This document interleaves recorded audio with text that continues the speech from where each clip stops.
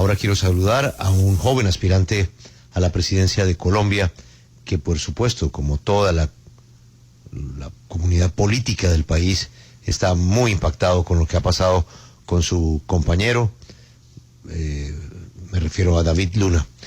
Candidato, buenos días, gracias por atendernos. No son buenos días. Y pues obviamente en este momento de confusión, de zozobra y de observar a una familia rota como tantas familias que han vivido esta situación por la violencia en Colombia, pues es bueno escuchar la opinión de alguien que quiere ser presidente de Colombia. Bienvenido. Julio, muy buenos días. Muchas gracias por esta invitación. En efecto, pues mataron la posibilidad de que una nueva generación creciera sin el trauma de la violencia. Una nueva generación que no le tocó vivir lo que me tocó vivir a mí y a usted y a muchos cuando en Colombia asesinaban candidatos presidenciales por doquier.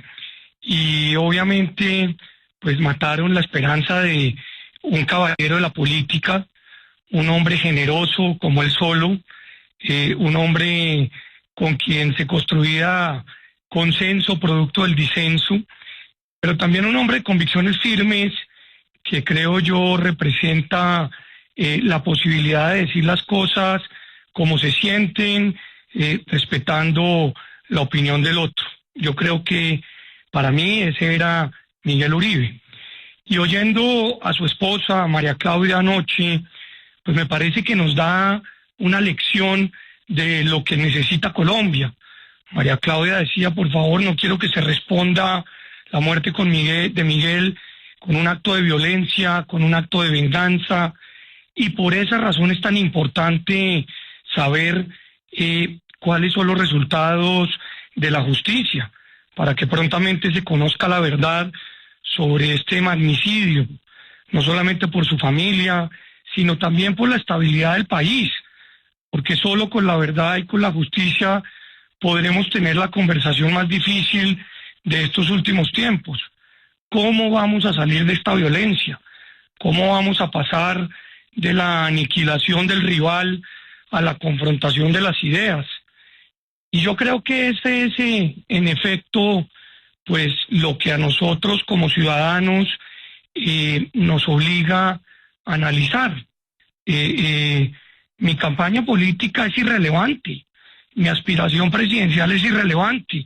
Yo creo que acá lo que tenemos que entender es que nos tenemos que por lo menos poner de acuerdo en el entendido que no solamente está sufriendo la familia de Miguel un brutal asesinato, sino están sufriendo también muchas madres, muchos padres, muchos hermanos, los brutales asesinatos de líderes ambientales, sociales, concejales y muchos que en política tratan de levantar la mano para enfrentar al narcotráfico. En ese sentido, pues sí, yo creo que es ingenuo pensar que acaba de surgir una sola voz política que proclame la unidad total, pero sería irresponsable no intentarlo.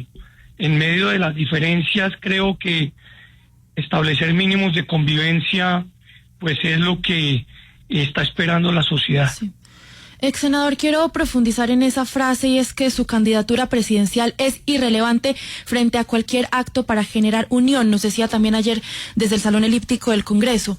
¿Qué deberían hacer en general los precandidatos o qué posición se debería tomar precisamente para generar esa unión y para que estas campañas para el 2026 salgan bien? Por supuesto, pues también para honrar la memoria del senador Miguel Uribe. No sé si se refiere a suspensión de actos de campaña por lo menos algunos días, a que se suspenda también esa discusión en redes. ¿A qué se refiere con eso?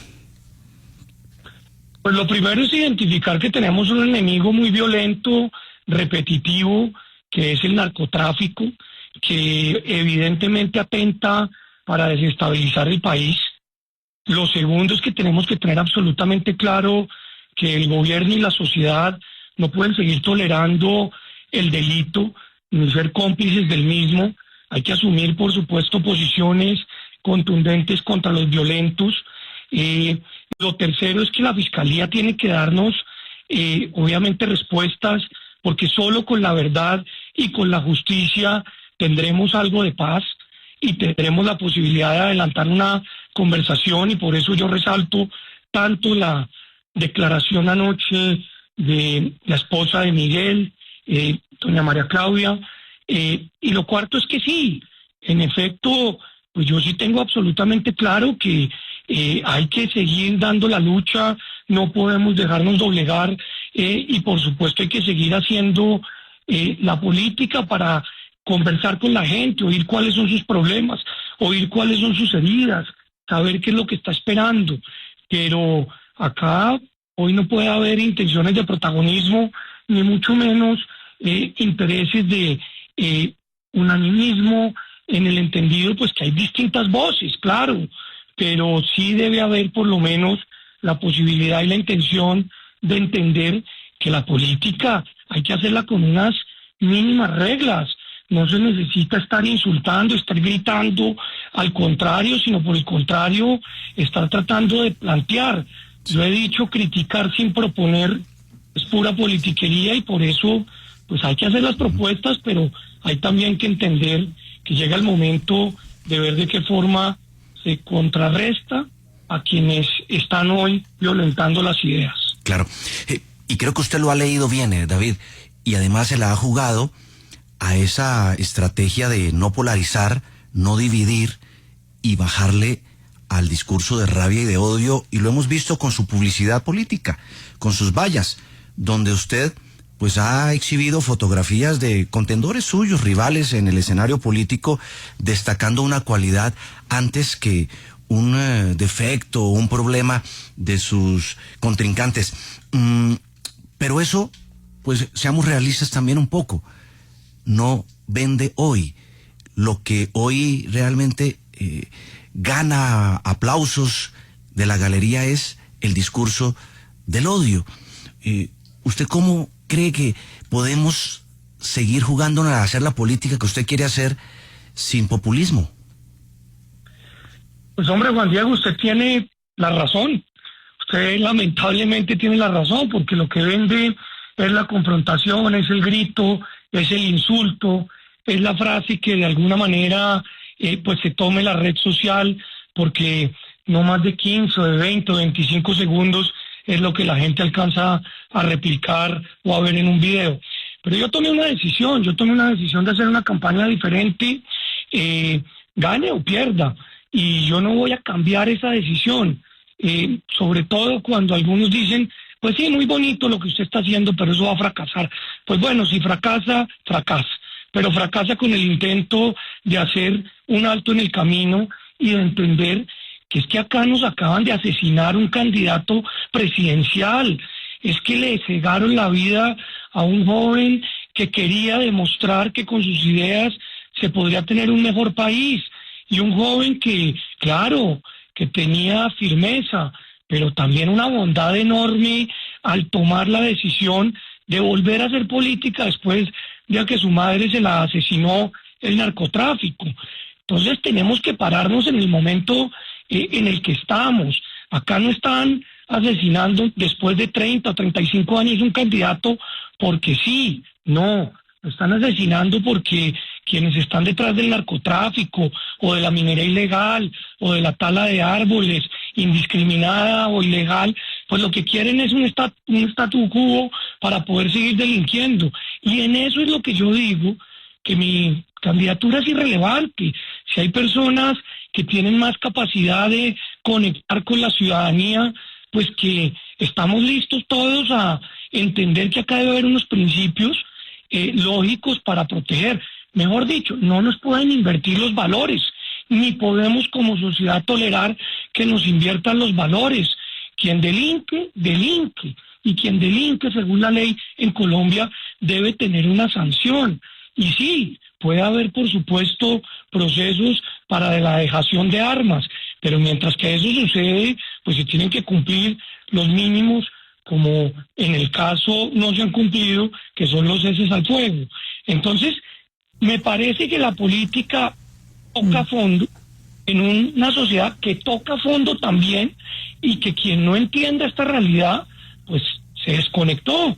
Y yo particularmente, no solamente estoy triste, estoy sufriendo, estoy pues viviendo, se lo pongo más fácil, no sé cómo explicarle a Julieta y Alejandro, no sé cómo explicarle lo que le pasó a Miguel y que eso le puede pasar a otros. No sé cómo explicar. Sí, evidentemente, como usted lo menciona, una sociedad que toca fondo, y usted también planteaba ayer algo que me llamó mucho la atención, y es que Colombia tiene muchas heridas que necesitamos superar, es decir, más allá de bajarle el tono, son esas heridas que están allí, y pues a mí me han enseñado que las heridas se sanan hablándolo. Pero ¿quién debe dar ese primer paso para hablarlo, David? ¿Quién o cómo debe hacerse para dar ese paso hacia adelante y que de verdad las diferentes esquinas o los diferentes focos, los diferentes sectores se sienten a hablar a conciencia en este país? Pues mire, Yoreli, yo decía lo de las heridas porque es producto de lo que de lo que he vivido en los últimos meses recorriendo el país. Hay muchas heridas y a usted le constan, porque también las ha oído en el Pacífico colombiano, muy profundas, producto del abandono del Estado. Pero también en la frontera con Venezuela hay profundas heridas, y particularmente en Arauca, pero en el Catatumbo, donde sí, el cierre de la frontera impactó, pero más que eso genera, por supuesto, unos problemas muy complejos relacionados a lo que no han vivido, no han sentido en la presencia del Estado. Ahora, dicho eso, yo creo que sería ingenuo, lo dije hace un minuto, pensar que de aquí va a surgir una sola voz que proclame la unidad, pero yo sí creo que hay que intentarlo, y yo no tengo ningún problema en decir, como lo decía esta mañana Julio Sánchez Cristo en su Instagram, que pues si acá hay que desarmar el espíritu, pero adicionalmente desarmar cualquier tipo de interés electoral para que surja una persona o unas personas que quieran ayudar a que le bajemos el tono, pero además le bajemos la confrontación, pero además entendamos quiénes son las personas que están haciendo el daño. Pues hay que hacerlo. Esto no se trata de personalismos, ni mucho menos se trata de rabia, porque la rabia lo que hace es que se confunda con la justicia y con la venganza, y la verdad con una acusación apresurada. Por eso es tan urgente que haya justicia y que prontamente conozcamos cuáles son las verdades sobre el asesinato, el magnicidio de Miguel Uribe. Miguel Uribe, lamentable y tristemente, sí falleció ayer, pero falleció por un asesinato. Eso no lo perdamos de vista nunca, porque como él están siendo asesinados otros colombianos que también merecen la solidaridad y el acompañamiento. Candidato, José Renán Trujillo, un dirigente del Valle del Cauca, escribió una columna a propósito del magnicidio, y hay una parte donde dice lo siguiente: los magnicidios son operaciones estratégicas, no se deciden en una casucha con techos de cartón, sino en una mesa limpia, con gente vestida de zapatos lustrosos y pliegue planchado en el pantalón. Estamos en la semana del luto, pero estamos ante una fiscal que ha dicho que no descarta ninguna hipótesis, y ante un presidente que dice tener la información con la ayuda de autoridades internacionales, y ha insistido en su tesis de una oficina del crimen en los Emiratos Árabes. Podríamos estar coincidiendo con José Renán en el sentido de que esto no es un crimen con unos sicarios y con unas personas por allá en la selva o en no sé dónde que se inventan matar a un candidato presidencial. Aquí podemos estar ante una operación de desestabilización del país, de tocar personas que tengan influencia, que sean candidatos presidenciales o que tengan cómo hacer girar el rumbo del país? Julio, tiene razón el doctor José Renán en el entendido que esa es una operación que en efecto lo que quiere es desestabilizar al país, para que no haya elecciones, para que se presenten menos personas, para que haya menos democracia. Pero yo lo que creo es que necesitamos suspender los señalamientos y conocer la verdad por parte de las autoridades que tienen la responsabilidad de la investigación. Yo no conozco detalles, ni conozco tesis, pero lo que no podemos seguir tolerando es las tesis, por ejemplo, que rondaron los últimos meses en las redes sociales sobre que esto era un autoatentado, pero por Dios, esto pues lamentablemente es algo muy bien estructurado de alguien que quiere seguir delinquiendo. Y lo que necesitamos en la democracia, en efecto, es pues tener la capacidad de saber quiénes son los responsables y cómo la justicia va a perseguir a esos responsables. Ese será un mínimo para poder adelantar un proceso electoral que ya pues está acercándose cada día más. Y en segundo lugar, pues seguramente debe haber muchas personas muy poderosas, muy interesadas en que las cosas pasen, pero acá tenemos que hacer una reflexión profunda y es cómo generar justicia, cómo lograr desvirtuar esa tesis de que la justicia en Colombia solamente es para los de Ruana, cómo ver de qué manera enfrentamos no solamente los atrasos, sino las dificultades en los procesos de investigación, para que la gente sepa cuál es la realidad de los crímenes que suceden en sus familias, en sus territorios, porque en efecto, pues la situación que estamos viviendo es muy crítica y muy, pero muy dolorosa. Yo insisto, no podemos perder la perspectiva y parte de ella es saber qué fue lo que nos pasó y obviamente rodear a la familia de Miguel más que con palabras, con hechos. Y esos hechos tienen que arrancar por reconocer que hay un magnicidio, segundo, exigir que haya resultados en las investigaciones y tercero, entender que esto es una sociedad unida contra quienes quieren acabar con esa sociedad para hacer primar el delito. Candidato, finalmente, si no hubiese pasado lo de Miguel, hoy estaríamos hablando de algo muy novedoso que pude conocer y que me llamó mucho la atención. Usted primero impactó, como decía Juan Diego, con la valla, luego con las cartas, y ahora decide personificarse en un hombre de 70 años.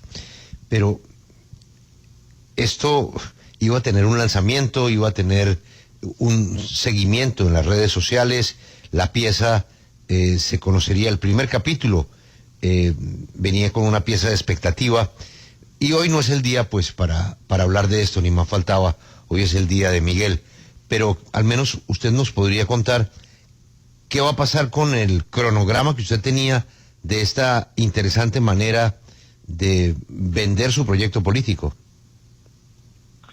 Julio, en efecto, pues suspendimos todo lo que teníamos programado por respeto, pero adicionalmente porque yo sí creo que es un mensaje donde es fundamental compartirle a la sociedad que estamos concentrados todos y así debe ser, no solamente en la solidaridad, sino en la exigencia de justicia. Sí, esta era una tercera, seguramente táctica o estrategia que algunos pueden decir no consiguen votos, pero sí creo que conecta con la ciudadanía.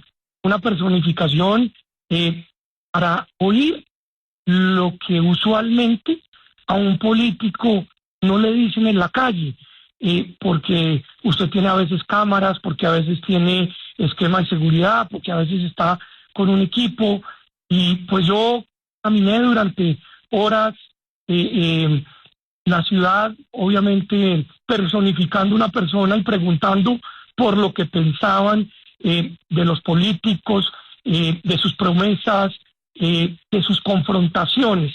Y esa última sí que me pareció muy interesante porque la gente en la calle le dice a uno, por favor, no más confrontación, por favor, solución a los problemas que estamos hoy viviendo. Puede ser, no sé si será o no será, en el futuro podamos dar a conocer ese capítulo que usted menciona, porque creo que es valioso en el entendido que es pensar la política sin confrontación, con ideas, pueda que resulte o pueda que no como modelo de elección. Pues ojalá, porque a mí me pareció un ejercicio muy periodístico, muy interesante, y naturalmente pues queda suspendido por razones más que obvias, y me parece una señal suya de respeto a la memoria de Miguel. Pero pues más adelante la vida sigue y la lucha continuará. Candidato, gracias por su tiempo y lamentamos muchísimo la razón de esta llamada. Julio, gracias a ustedes y gracias por recordar siempre a un hombre maravilloso. Oiga, Yoreli, ¿usted vio la caracterización de David Luna en el video? Sí, Julio. Tiene una peluca bastante canosita, pero también, no sé, ¿qué se hace en la cara?